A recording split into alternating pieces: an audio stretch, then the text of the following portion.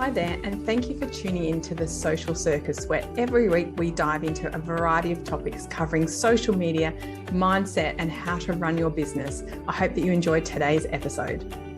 Hello, my lovely listeners, and welcome to such an exciting episode. Today, I am celebrating episode 100 of my podcast, and it feels surreal to say that because I guess like many things in our business, we often start a marketing activity and we don't imagine where it's going to go and where it will take us and what it'll do for ourselves and our business. So today I'm going to be doing a deep dive into my podcast, and I'm going to share with you the reasons why I started it and the kind of marketing thoughts behind it.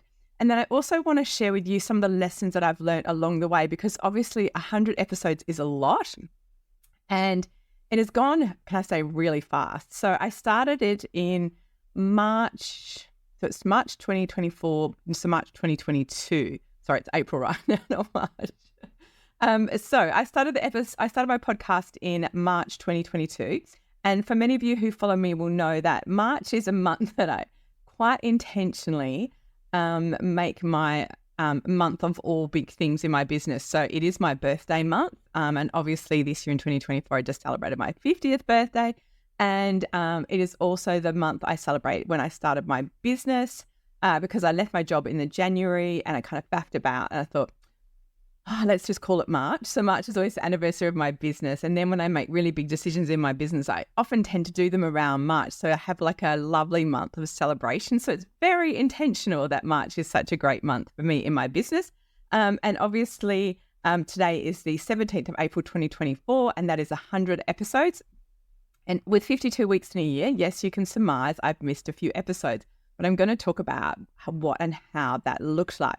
But first of all, let's talk about marketing and why do you need one in your business and what is it good for from an overall marketing and probably from a branding perspective as well. So marketing as a strategy is not, I repeat, not a short-term marketing strategy.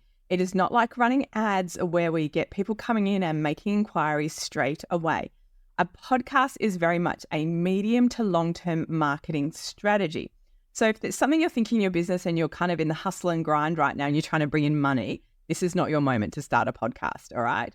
It is your moment when you are growing in your business and you're at a point where people know who you are and you have some what we call personal brand. So people know who Sarah Thomson is, they know who Online Social Butterfly is, and they know I'm an expert in digital marketing. And to demonstrate my expertise, one of the things that we have to do in business is create what we call long-form content. Now, long-form content at the moment, as of the time of recording, can take on several different aspects. So long-form content many years ago used to be things like blogging.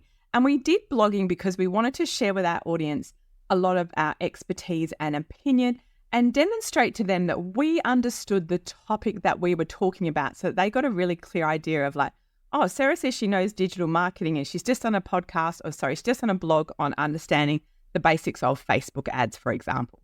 So if you're in that space where you need to create long-form content, blogging, thank goodness, has evolved and we can do lots of that now. And I would say that I don't blog in my business and it's not something I talk about because I create long-form content in the form of a podcast.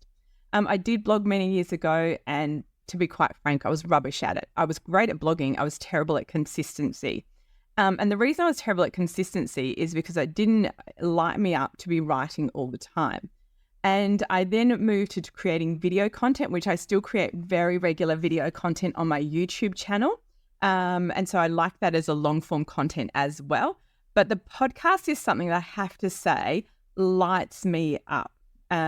Anyone who knows me, obviously my business is called Online Social Butterfly. I was always called a social butterfly in my life because I am such a chatterbox. It is my natural style.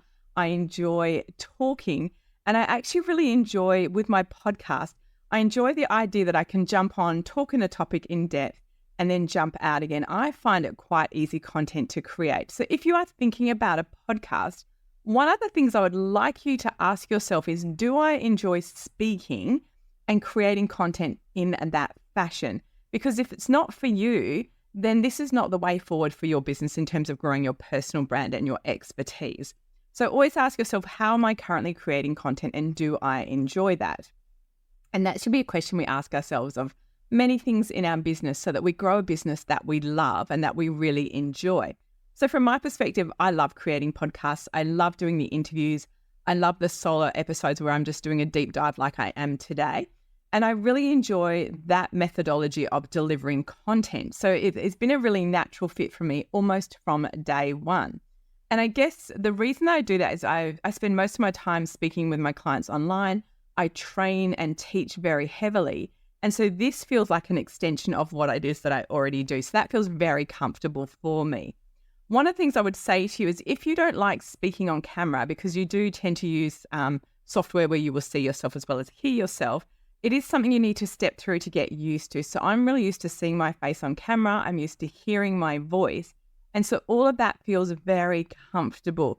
If that's not where you're at, I would suggest you start with easy short form content like going live on your Insta stories and just doing a quick story and chatting and getting used to seeing yourself and hearing yourself, because that will give you the confidence to keep growing and pushing through what it is that you're already doing. And so a podcast doesn't feel quite so terrifying. Now, when it comes to a podcast, there are lots of different ways that you can put together your creative ideas.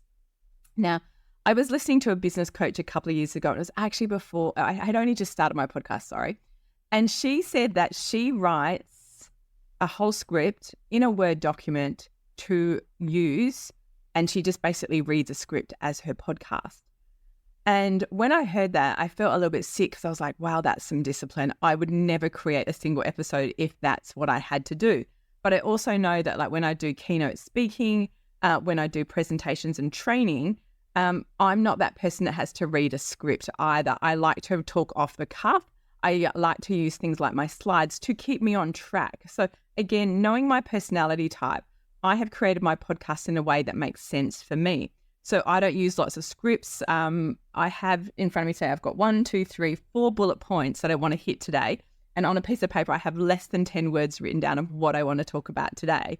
And it was funny because I like to do my podcasts in the morning and I like to do them just after I've been out and walked my doggies because it allows the ideas to percolate. And it was funny because this morning I was thinking, I'm going to have to make sure I keep on track with this episode because it has the potential for me to share a lot and it might go too long. So I guess we'll wait and see how it goes. We're at 7 minutes already and I've only hit a couple of points. So remember, again, knowing your personality, knowing your style, are you better to do an off-the-cuff podcast with a few key points? Are you better to have a complete script? And again, that comes back to your style and your confidence. Because I speak such a lot already, if I was to have a script, I know that I would do a terrible job of it because I don't like reading. I like to talk off the top of my head. I enjoy that style. And I also know that if someone gives me a script, I almost always hash it because I can't read well and my brain just wants to run its own course. And so I find that I'm not, I don't sound as eloquent as I would speaking off the cuff, which is unusual, but it's just my own personality style. So again, knowing that style. So asking yourself, where are you in terms of your business? What long form content do you already create? Is a great place to start with your marketing. And remember, medium to long-term strategy. So this is not if you're in the hustle and grind, the time for you to start a podcast. It's if you are building and scaling your business and your audience needs to get to know you and to deep dive in and understand they are who they say they are and they are an expert in that field and topic. And I can tell that because of what they give away in their podcast. Okay. So really important things. Now, when I speak to people about a podcast, I find a lot of people get very scared about the tech. Okay. And it does seem like there is a lot going on and we can get a lot of expensive software and a lot of expensive things. And in truth, if you go back and listen to my first episode of my podcast, the sound quality is nothing like what it is now. And what I did is what I do for most things is in my business is I start and I do the absolute best that I can with the knowledge and tools that I have. And as I have the capability and the finances, I upgrade accordingly.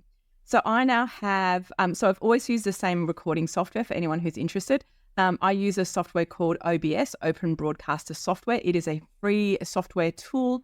It is wonderful because it allows me to create really high sound quality content, and it also allows me to create video content. So all of my online courses, I also use OBS for recording. As I said, it is free. It used to be for Macs, but they've now expanded it for PCs. I have looked at software like Audacity, and it makes me feel really anxious because it looks very complicated and difficult. And that doesn't resonate with me because I'm always looking for let it be simple, let it be easy. So that is the software that I use.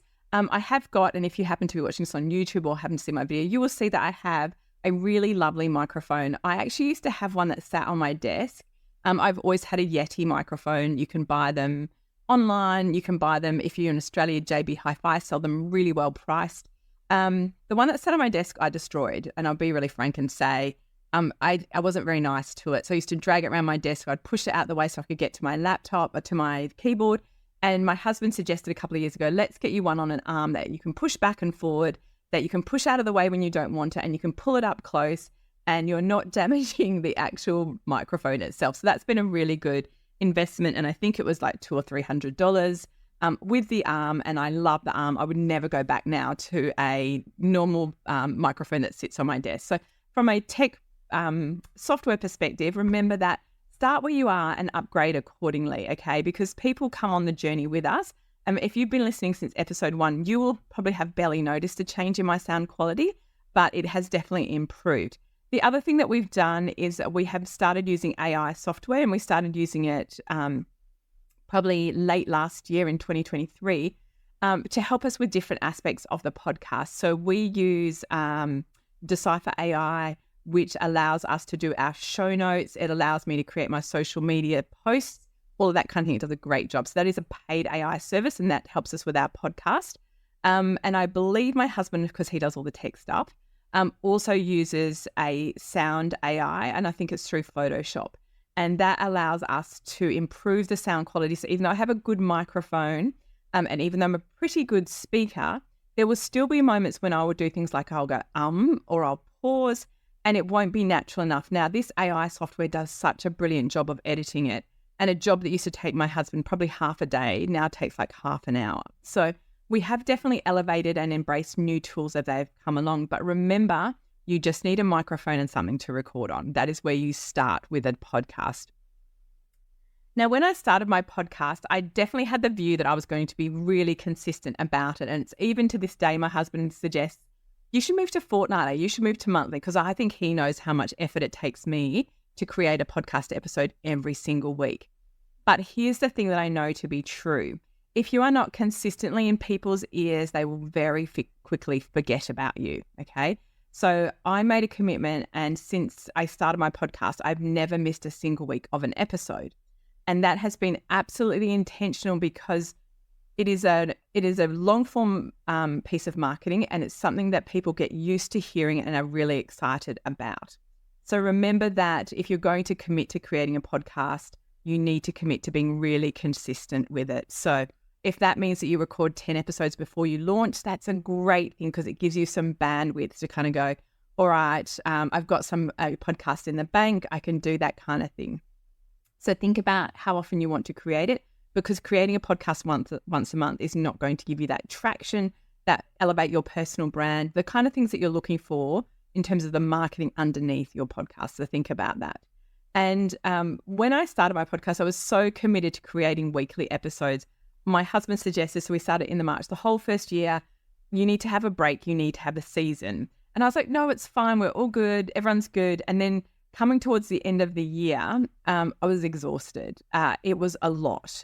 Creating content every single week takes a lot of effort, it takes a lot of energy, it takes a lot of preparation. Shout out to my wonderful VA, Claire, because she manages all of the guests. She manages Grant and I to make sure we're on top of the flow and to make sure things happen as they should. Now, coming to the end of the first year, I was like, oh, that was a lot. And so my husband persuaded me after much kind of back and forward that we should definitely have a season break. And we took 4 weeks off over the Christmas period.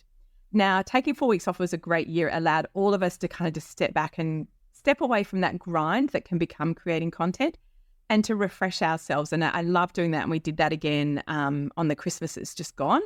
And I really enjoyed that. Now, there is some strategy around taking a break from your podcast. And one of the things that I've learned, And I would recommend to you that if you have guests a lot on your podcast, when you take a break, those couple of episodes before you take a break become very popular because people kind of go back and listen to the last 3 or 4 episodes whilst you're on break. So my advice would be those 3 or 4 episodes before your break should be really stellar episodes that people are very excited to listen to and come back and listen to. So that's some good little strategy around it. Now, my podcast typically goes between 20 and 30 minutes. And this has been very intentional from the get-go. And it's really funny because many of you know I'm just back off holidays. And one of the things I've been doing a lot is listening to other podcasts because I've been in a space where I've been doing a lot of audiobooks, which I really like, but they're a different kind of content. So I was trying to get back into podcasts. And I'm actually a little bit disappointed with my fellow podcasters because a lot of people create long-form podcasts as in like 1 hour. And by the time you've got to the nitty-gritty, it's the same length as my episode. And it makes me really sad that a lot of people have lost sight of what the purpose of their podcast is. So the purpose of your podcast is not to throw 100 ads into it. And I was listening to a podcast on my walk this morning. Actually, listening is a lie. All I did was fast forward it. It was a 45-minute podcast. The first 7 minutes were ads. Not even ads for her products or services, ads for things that she's being paid to promote, which I totally get. She's got a very big podcast. But from a listener perspective, I'm only on my walk for half an hour and I'd like to actually hear something that adds some value to my life. And I felt like, gosh, she's got 2 sponsors that she's paid for. Then she's talking about an affiliate promotion that she's got going on. And then she does at the front a little summary of the guests that she's about to bring on. And I got no value from that. And that really irritates me because my time is important.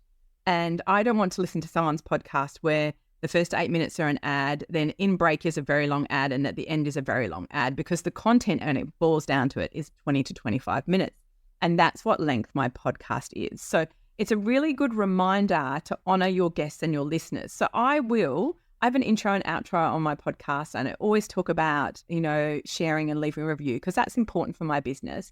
I sometimes do promotions but they're right at the beginning and they'll tend to be about 30 seconds. And I'll say, in today's episode, I'm talking about this.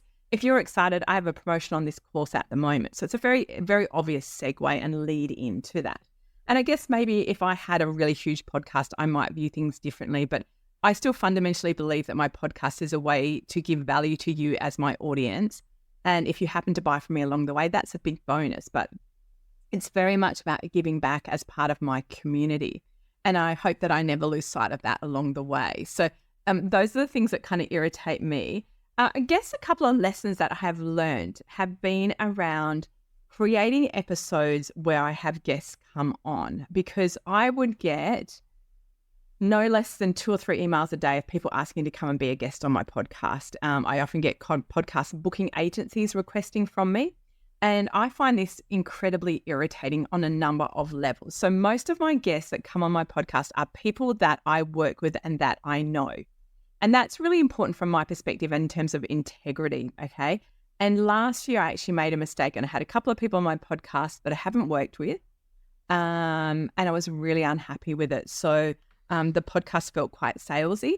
And it also didn't feel aligned because I think they came on just to leverage my audience and I didn't feel good about that. So I'm very careful now, and Claire, again, my lovely assistant, is very much the gatekeeper on this.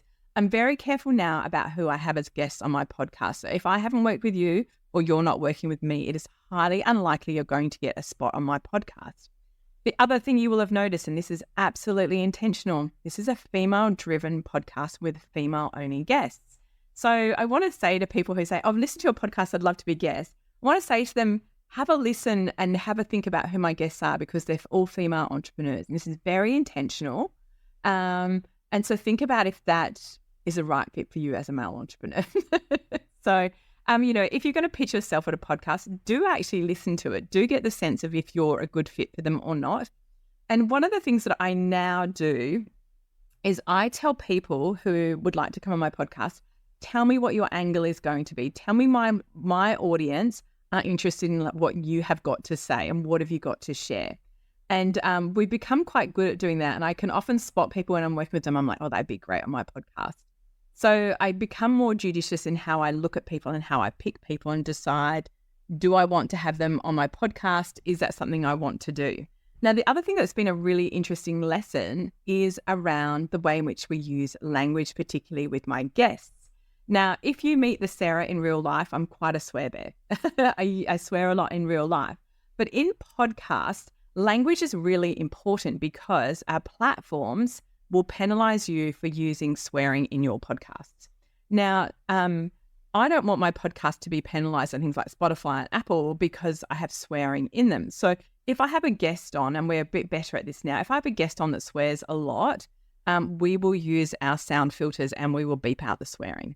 And that's not because I'm prudish. It's because I don't want to be penalized by the platform. So that's one reason not to swear on a podcast. But the other thing is, I know that you as my audience right now, you might be taking the children to school and you might have me on in the car. You want to be able to put my podcast on and feel safe that you can listen to that with your children around.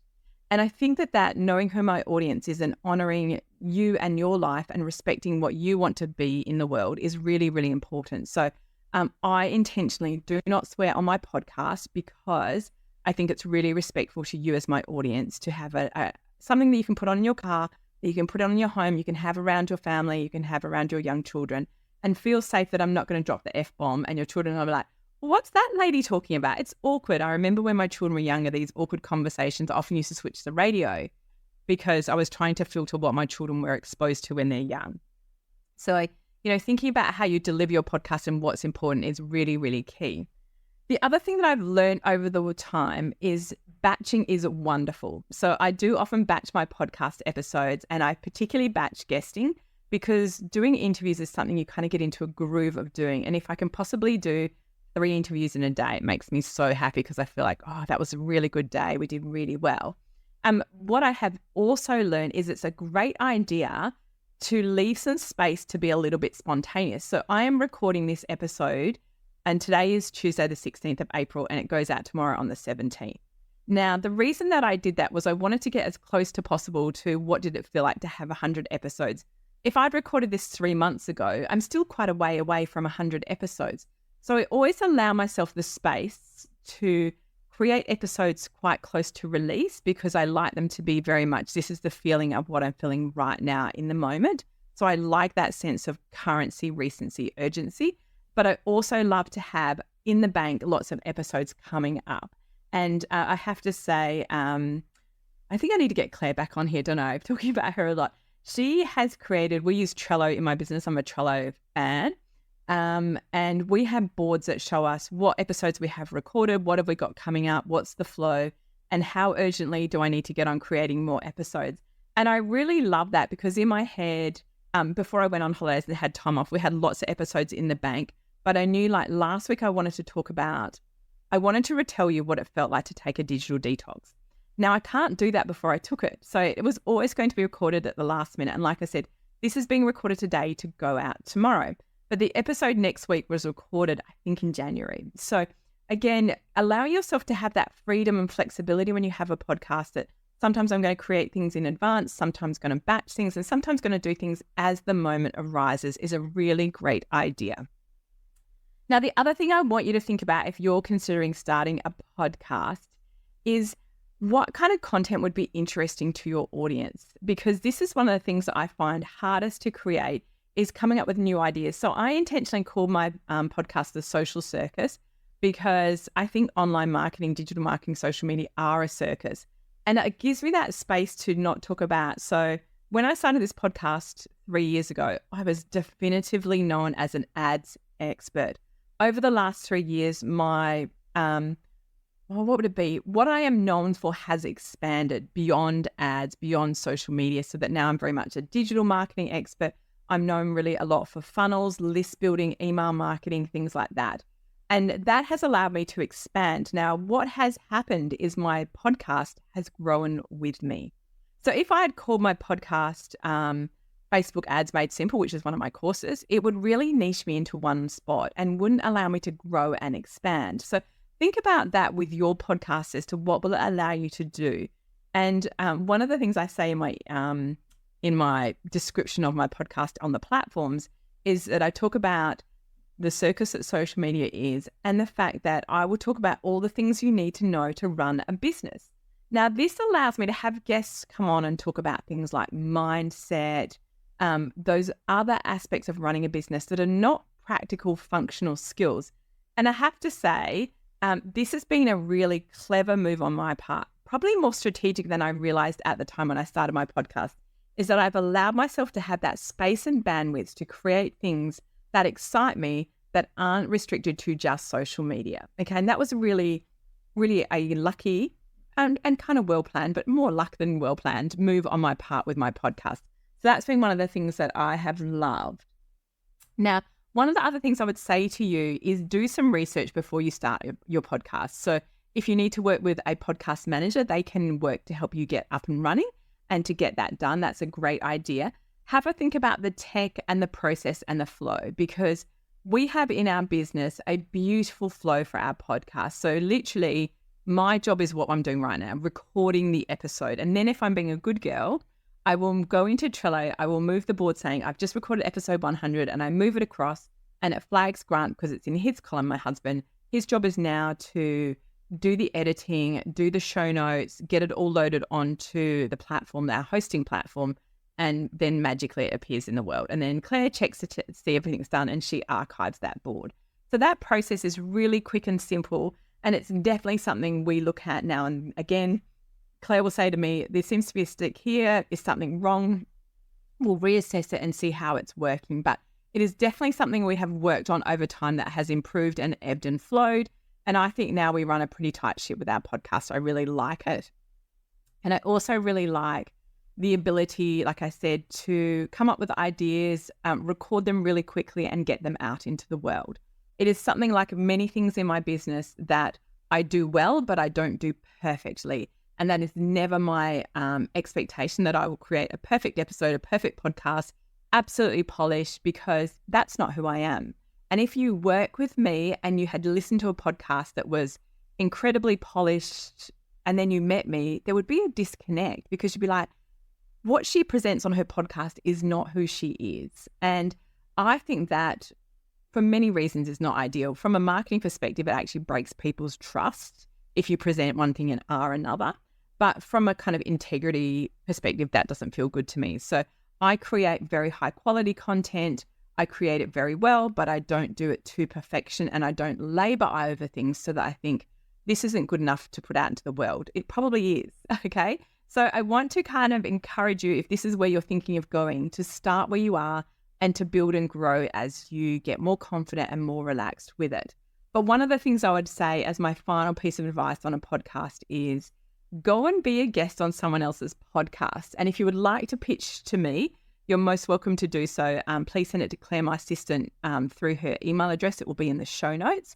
But please know that if you're going to pitch yourself, you have to be really clear on who is my audience as the podcast host and what do you as my guest bring to my audience, okay? And that is one of the easiest things for you to think about, because if people actually pitched me and said, I see that you obviously work with female entrepreneurs and my area of expertise is helping women overcome imposter syndrome, they would be a perfect guest, but they often completely miss the mark. So if you're thinking about a podcast, start by being a guest on other people's podcasts. See how you enjoy the experience and see if this is something you would like to be creating on a regular basis. Because remember, our podcast takes consistency and commitment. So, I did make it just under 30 minutes. So that is everything from my 100th episode of the Social Circus. I would like to take a little moment at the end of this episode to say thank you, thank you, thank you.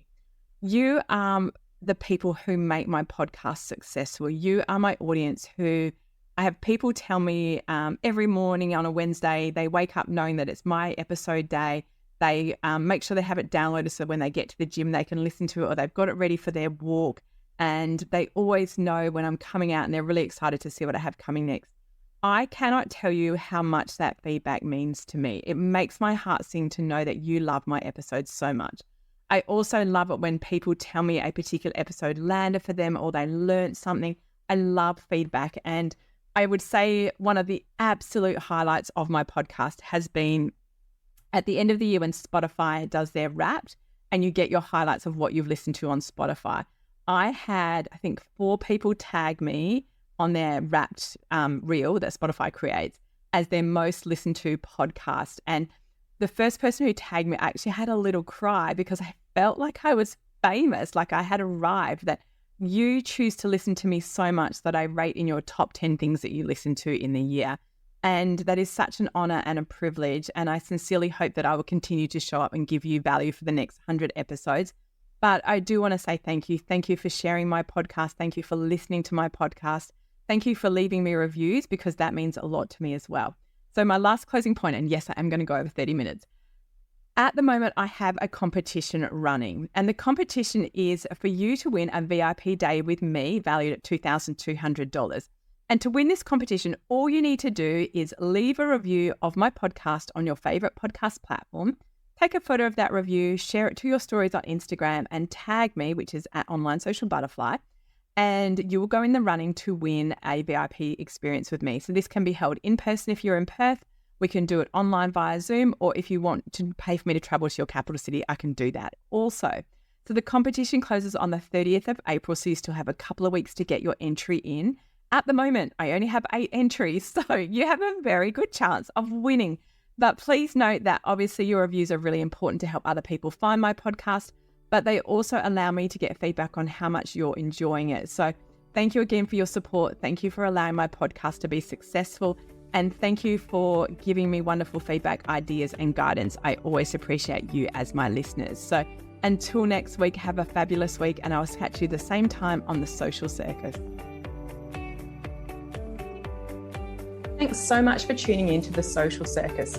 As your host, Sarah Thomson, I am thrilled that you've chosen to spend your time hanging out with me. I would be so grateful if you could spare an extra moment to go and leave me a review on your favorite podcasting platform. And if you even felt more excited, you could share my podcast with your friends who you think would get great value from it. Thanks so much again for tuning in.